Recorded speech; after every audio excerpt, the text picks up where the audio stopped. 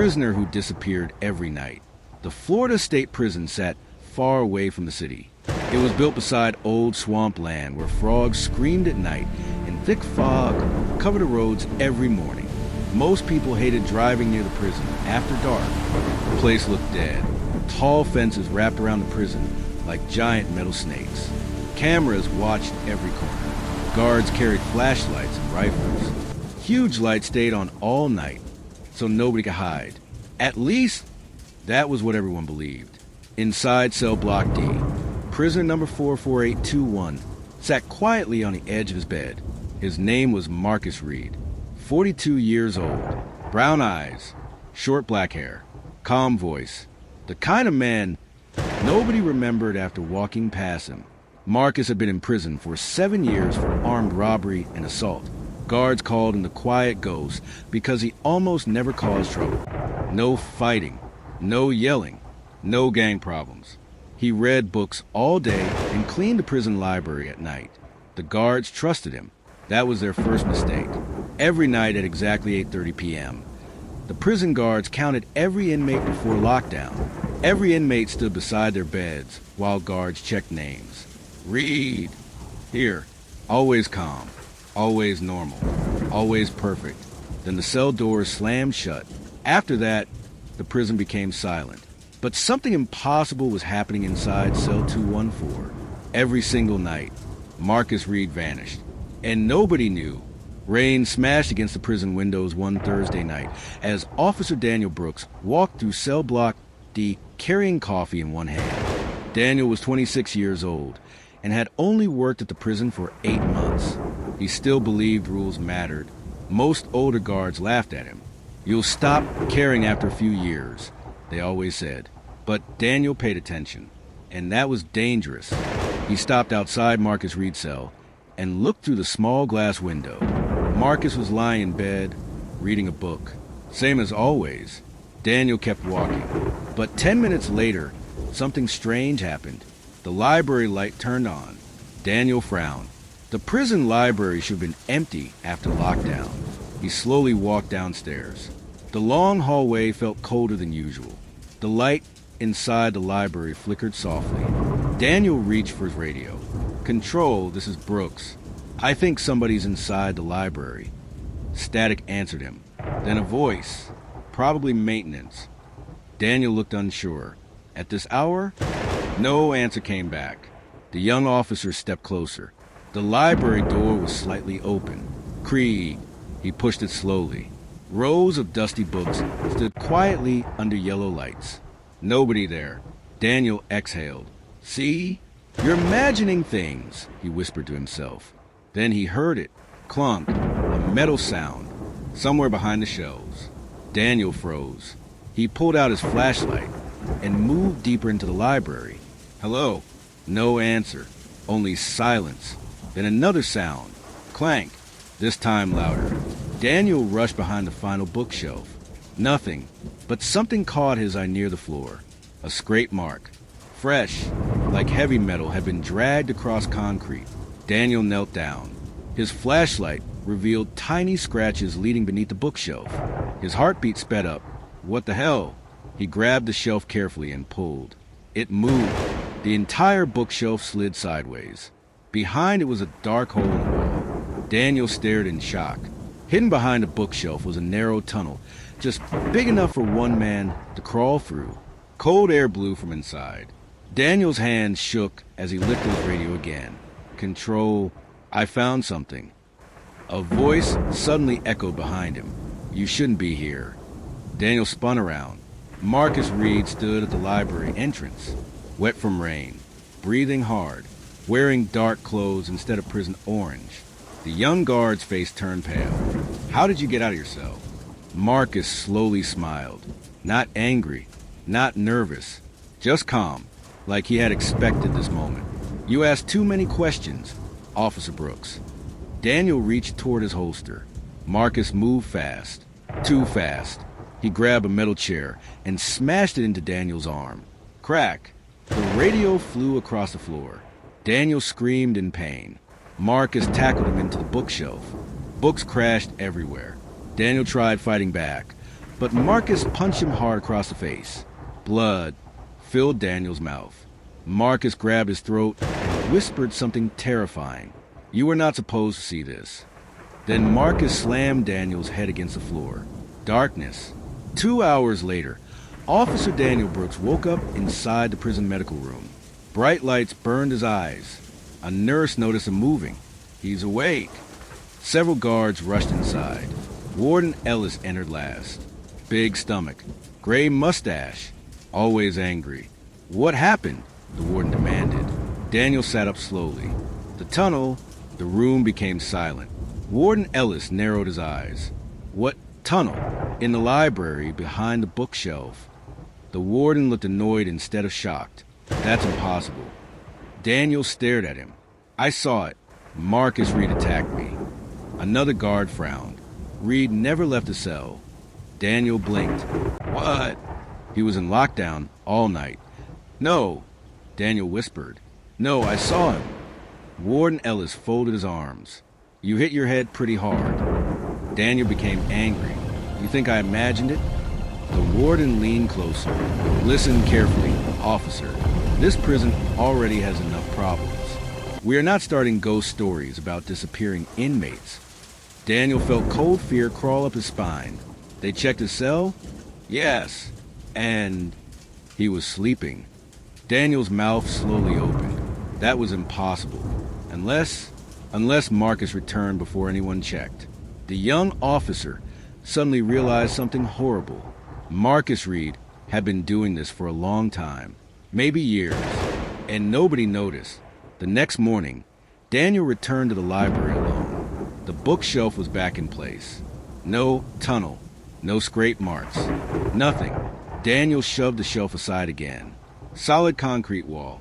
His stomach dropped. He stepped backward slowly. "I know what I saw." A quiet voice answered from behind him. "Sometimes prisons play tricks on your mind." Daniel turned. Marcus Reed stood there holding a stack of books, wearing orange prison clothes again, acting normal. 2 guards stood nearby talking casually, like nothing happened. Marcus smiled politely. "You feeling better, Officer Brooks?" Daniel stared at him silently. Marcus walked closer, very close. Then he whispered softly so nobody else could hear. "Tonight, stay away from the library." Daniel's blood turned cold. Marcus walked away smiling. And for the first time since becoming a prison guard, Daniel Brooks became truly afraid. The tunnel under the prison. Daniel Brooks could not sleep. Rain hit the roof of his small apartment while the clock beside his bed slowly moved past midnight. Every time he closed his eyes, he saw Marcus Reed standing in the library wearing dark clothes instead of prison orange. "You were not supposed to see this." The words would not leave his head. Daniel sat up and rubbed his face. Something was wrong inside Florida State Prison. Very wrong. And the worst part? Nobody wanted to talk about it. Not the guards. Not the warden. Nobody. Daniel grabbed his phone and opened the prison employee records. He searched for Marcus Reed. The screen showed an old mugshot. Marcus Reed, age 42. Sentence, 25 years. Charges, armed robbery, assault with a deadly weapon. Daniel kept scrolling. Then he stopped. A small note sat near the bottom of the file. Work assignment history. Kitchen laundry maintenance library. Maintenance. Daniel frowned. Most prisoners only worked 1 or 2 jobs. Marcus had worked nearly everywhere inside the prison. That meant he knew the building better than almost anyone. Daniel leaned back slowly. "What are you hiding?" he whispered. The next evening, Daniel returned to work early. The prison looked normal outside. Guards smoked cigarettes near the front gate. Police vans sat parked under yellow lights. Inmates walked through fenced yards wearing orange uniforms. Everything looked ordinary, but Daniel now saw the prison differently, like something evil was hiding beneath it. Officer Ramirez stopped beside him near the lockers. "You okay?" Daniel nodded quickly. "Yeah." Ramirez lowered his voice. "You should stop asking questions about Reed." Daniel looked at him carefully. "You believe me?" The older guard stayed silent for a moment. Then he sighed. 20 years ago, This prison had old underground service tunnels. Daniel's eyes widened. What? They used them for pipes, electricity, repairs. Most got sealed after flooding. Daniel stepped closer. So there is a tunnel. Ramirez quickly looked around nervously. Keep your voice down. Why didn't anyone tell me? Because the warden hates rumors. Daniel's heartbeat quickened. So Reed found one? Ramirez shook his head slowly. No inmate could build something like that alone. Before Daniel could answer, the prison alarm suddenly screamed. Beep. Both guards spun around.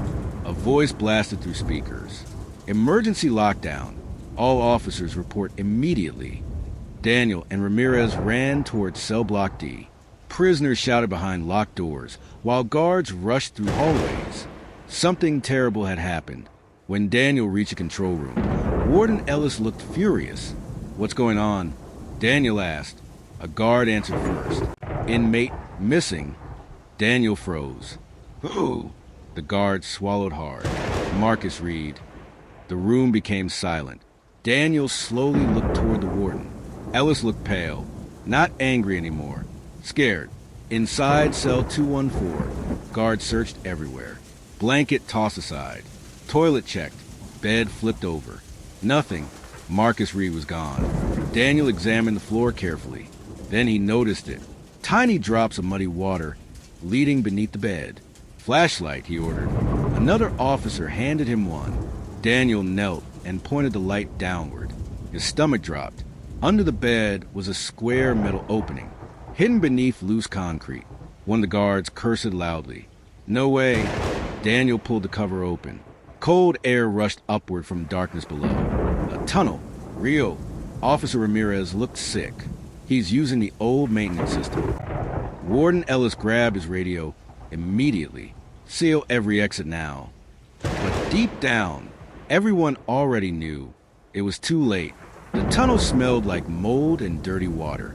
Daniel climbed down first with 3 other officers behind him. Flashlights cut through the darkness. Rusty pipes lined the walls. Water dripped from the ceiling. The underground passage stretched far beneath the prison like a hidden maze. Daniel noticed fresh footprints in the mud. Marcus had been there recently. Very recently. Keep moving, Daniel whispered. The group walked deeper underground. Every sound echoed. Drip, drip, drip. Then Officer Ramirez stopped suddenly. You hear that? Everyone froze. Far ahead, footsteps. Running. Daniel raised his flashlight. Marcus. Silence. Then a metal door slammed somewhere in the darkness. Bang. He's moving east tunnel. Ramirez shouted. The officers ran faster. Water splashed beneath their boots. Daniel's lungs burned. Finally, the tunnel opened into a larger underground room, and everyone stopped in shock. Tables, chairs, food supplies, flashlights, maps, even clean clothes. Marcus had built a secret hideout beneath the prison. For how long? Months? Years? Daniel stepped toward the table carefully. Then he saw photographs, pinned to the wall, pictures of guards, schedules, shift changes, security maps. Marcus had been studying the prison, learning everything. Officer Ramirez whispered in horror. He planned this. Daniel looked closer at the photographs. Then his blood turned cold. One picture showed Officer Brooks himself, taken recently. Someone had been watching him. A loud crash suddenly echoed nearby. The officers turned quickly. A second tunnel entrance stood open on the far side of the road. Swinging slowly, Marcus escaped again. Outside the prison walls, rain poured heavily across the swamp roads. Marcus Reed ran through the darkness, wearing black clothes and a hooded jacket. No prison uniform. No handcuffs. Free. A rusty pickup truck waited beside the trees. The driver door opened. A man stepped out smoking a cigarette.